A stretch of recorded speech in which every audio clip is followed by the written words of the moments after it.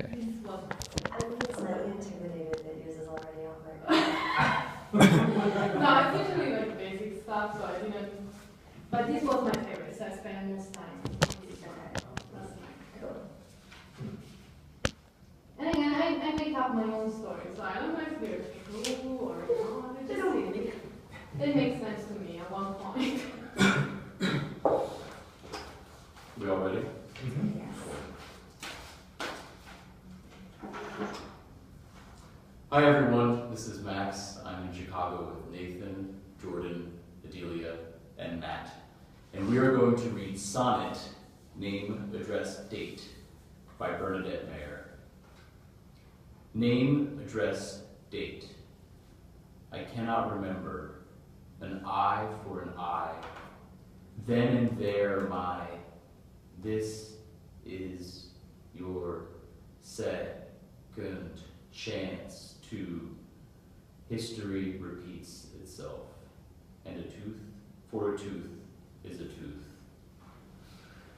All right, let's see what we can do with this. It is, as the title says, a sonnet. I don't know why. Any first impressions? Well, when I look at modern, contemporary sonnet, I'm not looking as much for like iambic pentameter or things Right. like that. I'm always looking for two things. Is it 14 lines, which this is, and for the volta or the change. Yes. And so generally that volta would happen after the first 8 lines in many sonnets. And so those would be the two things, you know, if someone is telling you it's a sonnet, and it's a modern sonnet, those would be the two things I would be thinking of, is the line count and then finding the volta or finding that change somewhere. Yeah, the volta or the turn, that's something we definitely want to keep in mind, because that's sort of the whole point of a sonnet. Usually, right? Is to develop an idea and then turn it. Is everybody familiar with that concept of the volta, of the turn at the end of the sonnet in the last 6 lines? So, just real quick, Matt, do you see there being a turn? No, not Yeah. it's sort of very, we don't see sort of a statement being made and then a counter statement in any way. Right, or qualification of that statement, which is usually what makes a sonnet so lovely and interesting. Yeah. I mean, I see lots of cycles in it. There's a lot of cyclical sort of imagery or things that either never end or suggest that they're going in such a way that they might never end. So the history repeats itself sort of underscores that in the other 3 stanzas. Well, we have name, address, date, and that's generally what a letter is. Right? Yes. The letter starts out with the name, the address, and the date, which a letter usually isn't a sonnet. Right. So that's something that I would start thinking about anyway when I read something like that. Well, the first thing I noticed in this poem was actually the rhythm, like the prosody of it. Okay. Which kind of surprised me because, you know, looking at the very short verses, I was like, well, this is a sonnet, but it's not going to have any, you know, metric regularity or anything. But then I actually had my friend reading it for me because, you know, reading it as a non-native speaker, I might change stresses and stuff like that. Yeah. So I had him read it, and what I noticed is that there is actually, because when I was reading, oh, by the way, sorry, I'll take one step back. You read it address, do you think that's a verb or a noun? Because I thought it was a noun, address. Oh, to address. It's noun. I read it as noun, so address, name, address, date. I read it. Address. Okay. I read it as a noun because it's name, address, date. Okay. But that is a good suggestion that maybe we should think about it as a verb as well. Oh no, I also anyway read it as a noun. But you know, I was, for example, the first line, which, you know, it's 1 syllable, 2 syllable, 1 syllable. It might seem like it doesn't metric structure, but it actually does, because both name and date, they not only have the same sound, but they have like two diphthongs, is that what you say in English? Yeah. So what it that does vowel. is that it kind of creates a trochee, because it's got name, address, date. Mhm.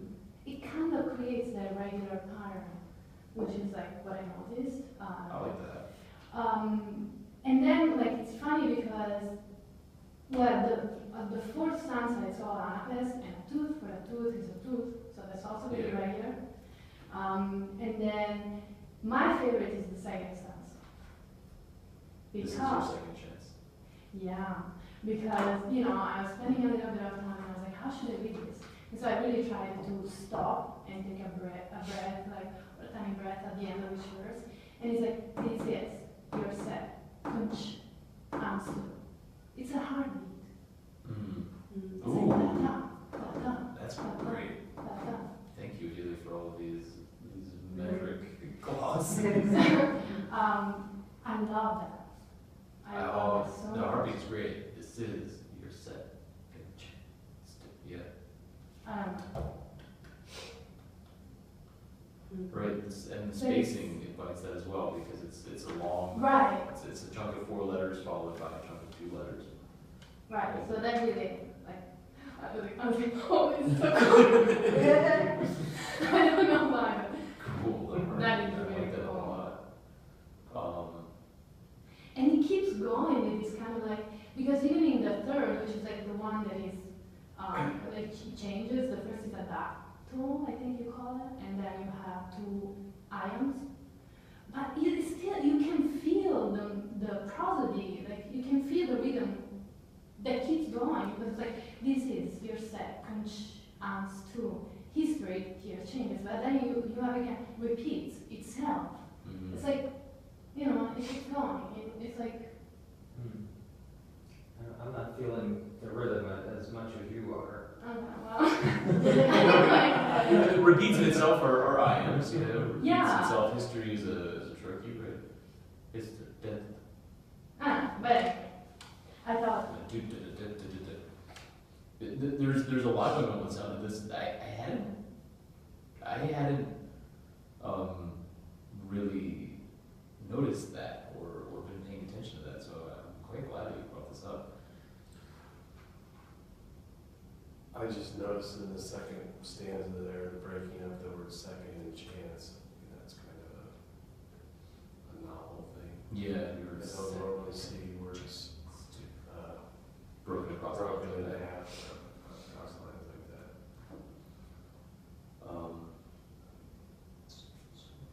That's 2.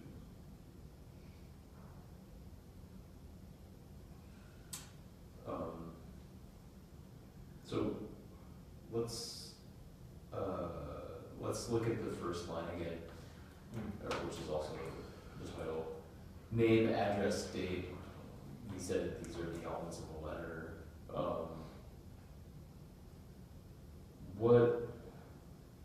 How is this? We talked a little bit about, Jordan, you talked about cycles. We talked a bit about the way that words are broken up. We talked about the sound, the prosody of the meter.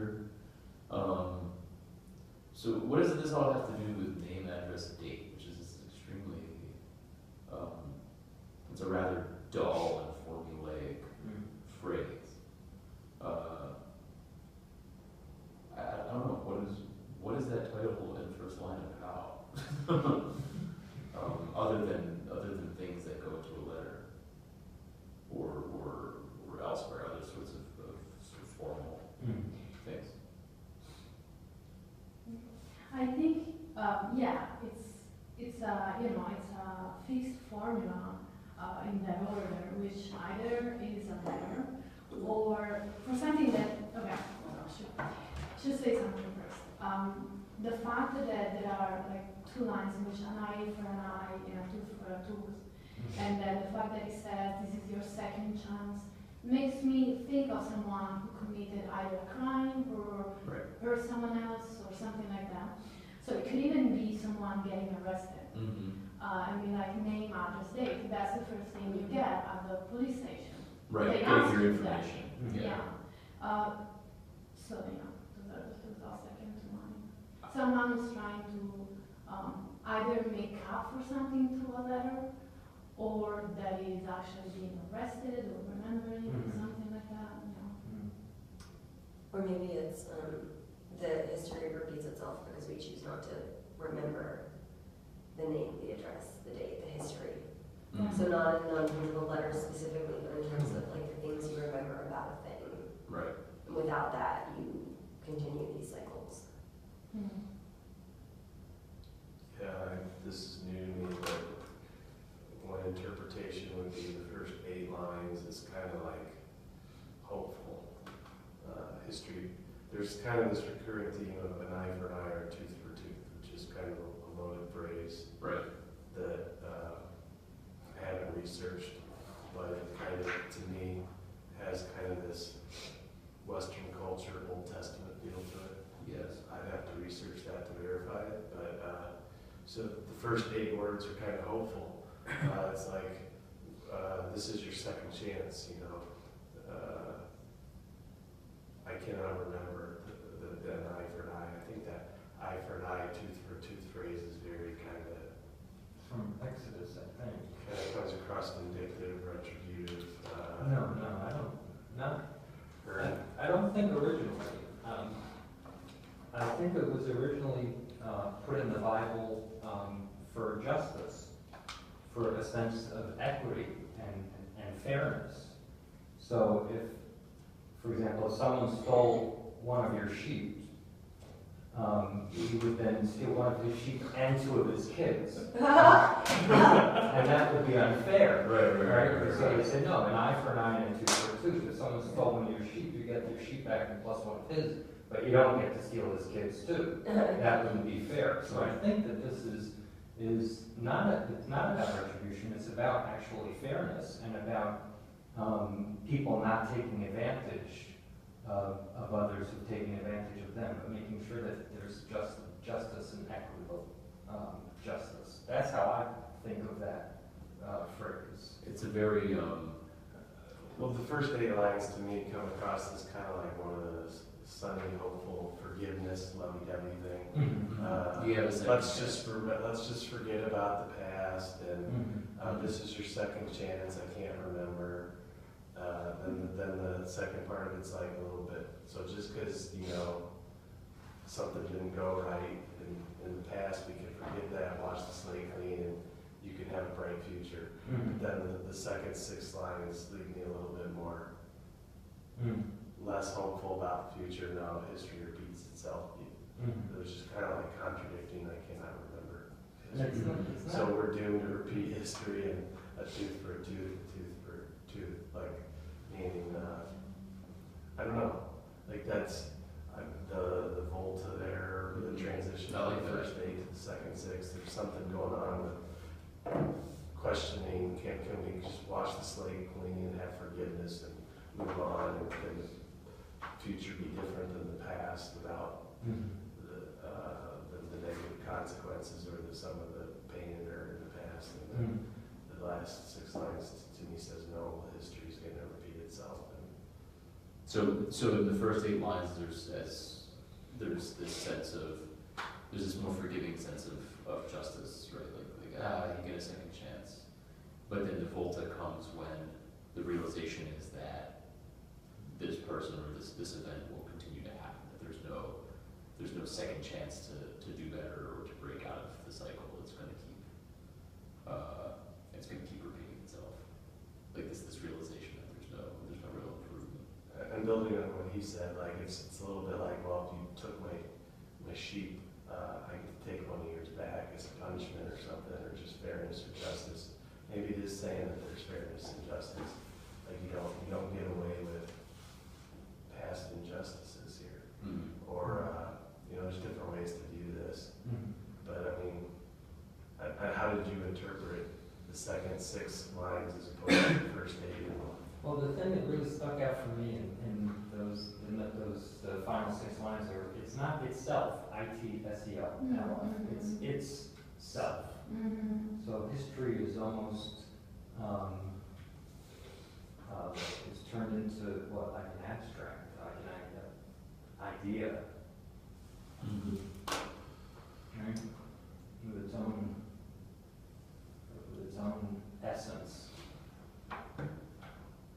with its own self. It's Right. self, as opposed to the one that we give it. Right. And then, of course, the end, what's with the, the colon at the end? Yeah. Those are the two things It's that the only really, punctuation mark. that really stuck out for me in those last 6 lines, with the itself, and that punctuation there, and what that could all mean.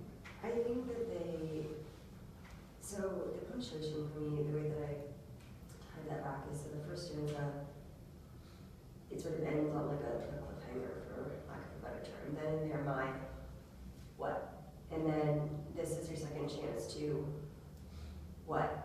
And then history repeats itself as a closed statement, but it's a closed statement that sets up, infinity. And then, and a tooth for a tooth is a tooth, sounds final, but it hasn't finished itself because you have that colon.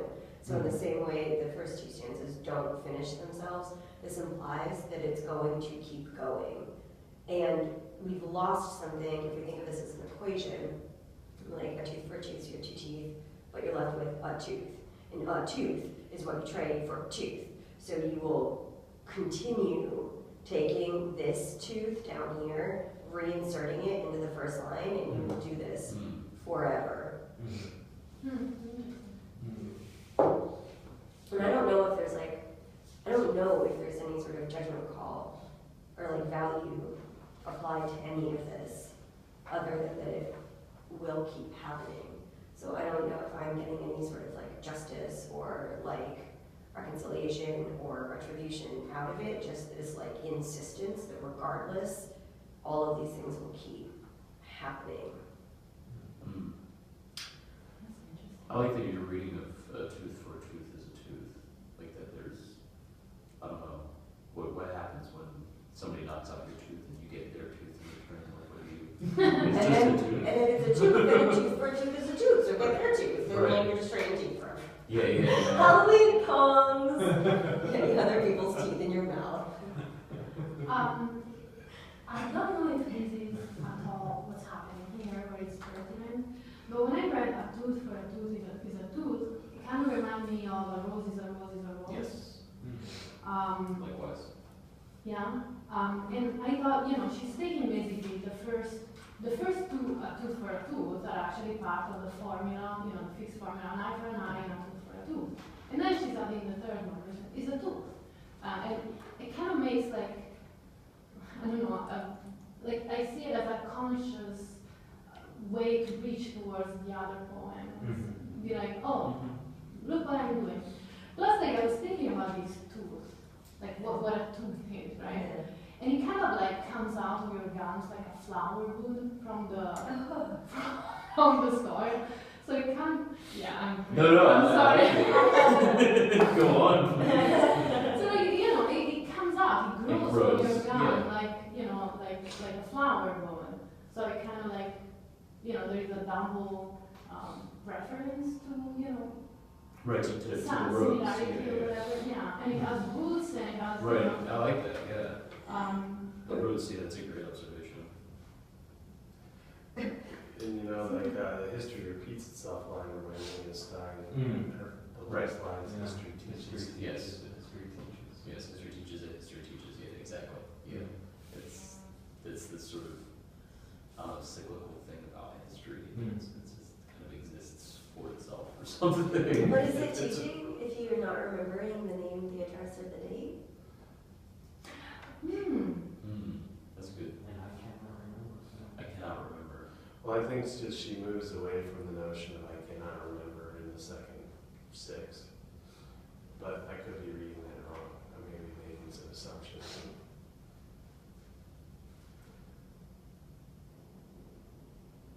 I mean, just like in logic and modeling and fields of work other than poetry, it's an interesting question. Do outcomes in the future depend on the paths that people took in the past? Or are events and outcomes in the future totally independent of what happened in the past?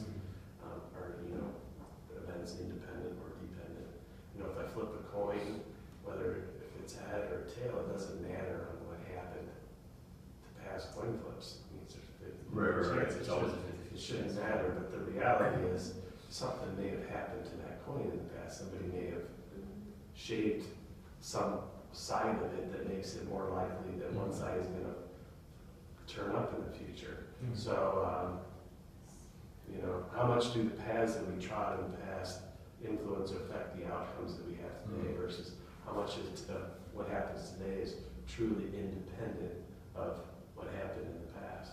And it's very hard to have independent events because of all this. Just my experience or observation is because, you know, people's beliefs about stuff start to affect outcomes. So it's very... That's really interesting. So that helped unlock for me the line that I was totally missing, which is the then and there mind. So, so at the top, right, you have the name, the address, and the date. You can't remember. That's like almost the why. That's the specifics of like why this started to begin with, and you don't know what that was. An eye for an eye sort of starts this then and there my. So this then and there is very specific, and maybe it refers to whatever that name, address, date is that like we don't remember. But that's what started this. But then by the time you get to the end, you have none of that context. All you have is a tooth for a tooth is a tooth. So you're still repeating the cycle, but you don't know why you did it. So that's like what you were saying, right? There is a why somewhere, but at what point is it because we're doing something deliberately, and what point is it like a pattern that we have forgotten sort of why we started it? I like that. This idea of outcomes as well, I think, is related to the theme of justice that runs throughout this poem. An eye for an eye and a tooth for a tooth, second chances. I'm not entirely sure where I'm going with that, other than there's something about, I don't know, the law of a tooth for a tooth just results in teeth. Right, but not actual justice. It's a kind of material justice of somehow trying to quantify wrongdoing in terms of body parts, or as using the example of sheep that you gave us, Matt, of property. And that's a strange nature of justice. Trying to quantify like wrongdoing. Maybe giving it a material value, right? Because that's how justice continues